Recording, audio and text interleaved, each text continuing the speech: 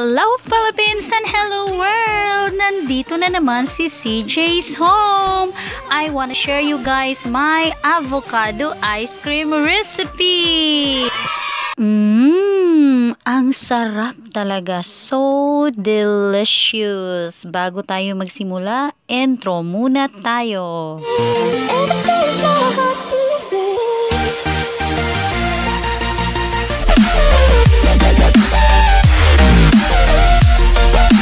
Let's start. We need 2 large avocado, 1 can of condensed milk, 2 big can of all-purpose cream. Then hatiin muna natin ang ating avocado. Tingnan nyo, wow, ang ganda, ang sarap, diba? So gagamit tayo ng fork para magiging pino siya at scrape natin using the spoon. Yan. Okay, if you have a blender, you can use it para maging pino siya, but I prefer to use mixer. So, unahin natin ang ating all-purpose cream. I-mix natin ng maigi. All-purpose cream yan. 2 latang all-purpose cream. Tapos, i-add na natin ang ating condensed milk. Dahan-dahan lang sa pag-add ng ating condensed milk. Pagkatapos, isusunod na natin ang ating avocado. Naku, ang sarap talaga ng avocado. At masustansya pa ito. Sino kaya ang hindi mahilig or hindi gusto ang avocado? Masarap talaga siya, guys. Sobra.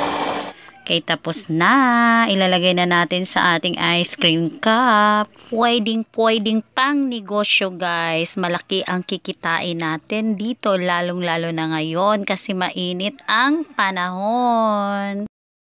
Charan! Tapos na ang ating avocado ice cream. Yung iba nilagyan ko ng cheese since mahilig kami sa cheese para naman magiging masarap pa ang ating ice cream. So, depende na po sa inyo guys kung anong toppings ang pwede nyo ilagay.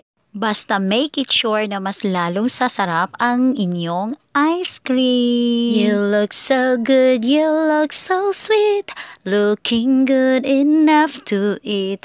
Call this with a kiss, so he called me ice cream. Ice cream, chillin', chillin', ice cream, chillin', chillin'. Napakanta tuloy ako ng walang oras. So yan na guys, nilalagay ko na ang ating ice cream sa freezer. At bukas malalaman natin kung masarap ba talaga siya.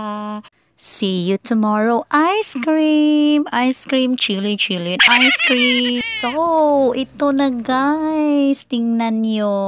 Wow, nako talaga naman. Sobrang sarap talaga nito. Walang halong kaikikan. Till next time. God bless everyone.